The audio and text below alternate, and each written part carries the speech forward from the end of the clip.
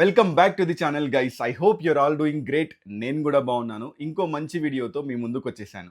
ఈ వీడియోలో మా క్లయింట్ ట్రాన్స్ఫర్మేషన్ని మీ ముందు ప్రెజెంట్ చేయబోతున్నాను. ఈ క్లయింట్ 30 కేజెస్ ఫ్యాట్ లాస్ ఎలా అయ్యాడు, ఈ 30 కేజెస్ తగ్గడానికి తన డైట్ ఏ విధంగా ఉండేది, మేము ఎలా ప్రిపేర్ చేశాం, తను ఎలాంటి వర్కౌట్స్ చేసేవాడు, ఈ జర్నీలో తనకు ఎలాంటి సప్లిమెంట్స్ యూజ్ అయ్యాయి, ఇవన్నీ డీటెయిల్గా మీతో షేర్ చేసుకుంటాను.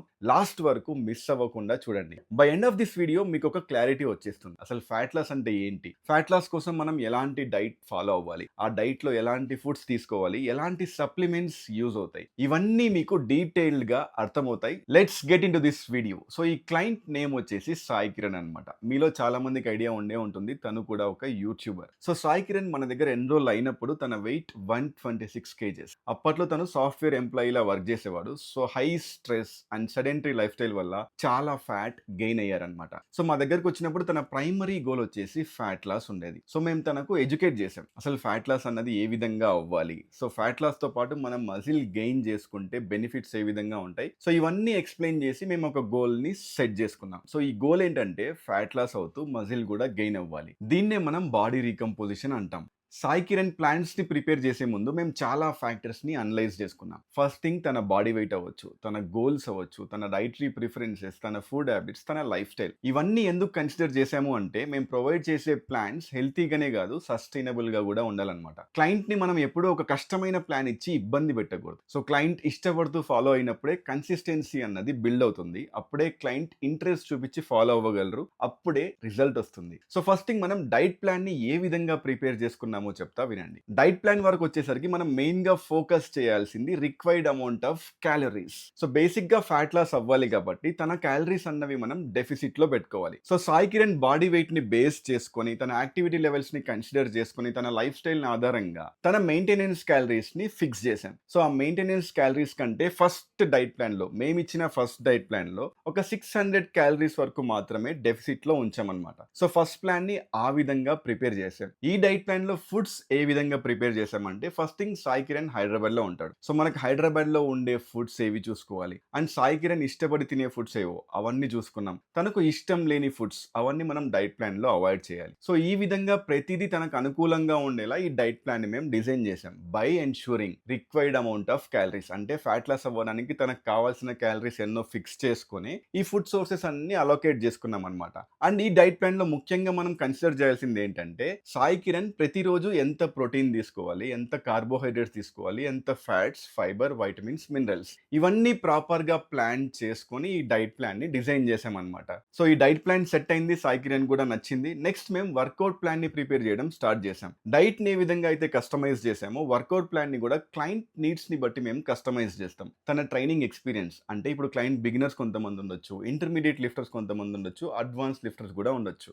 దాన్ని బేస్ చేసుకొని మనం ఆ వర్కౌట్ ప్లాన్ లో ఉన్న వాల్యూమ్ ని ప్రిపేర్ చేయాల్సి ఉంటుందన్నమాట. అండ్ అగైన్ తన దగ్గర ఉన్న ట్రైనింగ్ ఎక్విప్మెంట్, సో కొంతమంది ఇంట్లో వర్కౌట్ చేసుకునే వాళ్ళు ఉంటారు, కొంతమంది జిమ్స్ లో వర్కౌట్ చేసుకునే వాళ్ళు ఉంటారు. అక్కడున్న ఎక్విప్మెంట్ ని బేస్ చేసుకొని మనం వాళ్ళు చేసే ఎక్సర్సైజెస్ ని ప్రిపేర్ చేయాల్సి ఉంటుంది. సో ఇవన్నీ అనలైజ్ చేసుకొని సాయి కిరణ్ కి సస్టైనబుల్ గా ఉండేలా, సూటబుల్ గా ఉండేలా ఈ వర్కౌట్ ప్లాన్ ని మేము ప్రిపేర్ చేసాం. అంటే ప్రతిరోజు తను ఏ ఎక్సర్సైజ్ చేయాలి, ఏ మజిల్ గ్రూప్స్ ని టార్గెట్ చేస్తున్నాడు, ఇలా డీటెయిల్డ్ గా ప్రిపేర్ చేసుకున్నాం అనమాట. సో సాయి కిరణ్ మన దగ్గర స్టార్ట్ చేసే ముందు తనకు అంత ఎక్స్పీరియన్స్ లేకునింది. సో ఒక బిగినర్ ఏ విధంగా అయితే వర్కౌట్స్ చేయాలో అదే విధంగా ఆ వర్కౌట్ ప్లాన్ ని మేము ప్రిపేర్ చేసాం. వర్కౌట్స్ వరకు వచ్చేసరికి Sai Kiran weekly 4 to 5 days మాత్రమే వర్కౌట్ చేయగలడు కాబట్టి మా వర్కౌట్ ప్లాన్ ని 4 డేస్ కి డిజైన్ చేసాం. ఈ వర్కౌట్ ఏ విధంగా ఉండేదంటే, 1 అవర్ స్ట్రెంత్ ట్రైనింగ్ ఉండేది, హాఫ్ అన్ అవర్ కార్డియో ఉండేది. ఇలా ఈ వర్కౌట్ ప్లాన్ ని డిజైన్ చేసి సాయి కిరణ్ కి ప్రొవైడ్ చేసాం. ఇదే ప్లాన్ తను కంటిన్యూస్ గా 3 months ఆర్ 6 months వరకు ఫాలో అవ్వడు. ఈ డైట్ అండ్ వర్కౌట్స్ మేము ఏదైతే ప్రొవైడ్ చేసామో దాన్ని స్టార్టింగ్ నుంచి ఎండింగ్ వరకు మా క్లయింట్స్ ఫాలో అవ్వరు. సో ప్రతి 2 weeks కి ఒకసారి డైట్ అన్నది చేంజ్ అవుతూ ఉంటుంది. ఎందుకు చేంజ్ చేస్తాము అంటే, స్టార్టింగ్ లో ఉన్న వెయిట్ 2 weeks తర్వాత ఉండదు. సో మన మెయింటెనెన్స్ క్యాలరీస్ కూడా చేంజ్ అవుతాయి కాబట్టి అప్పుడున్న మెయింటెనెన్స్ క్యాలరీస్ కి ఎలాంటి డెఫిసిట్ ని క్రియేట్ చేయాలో చేసి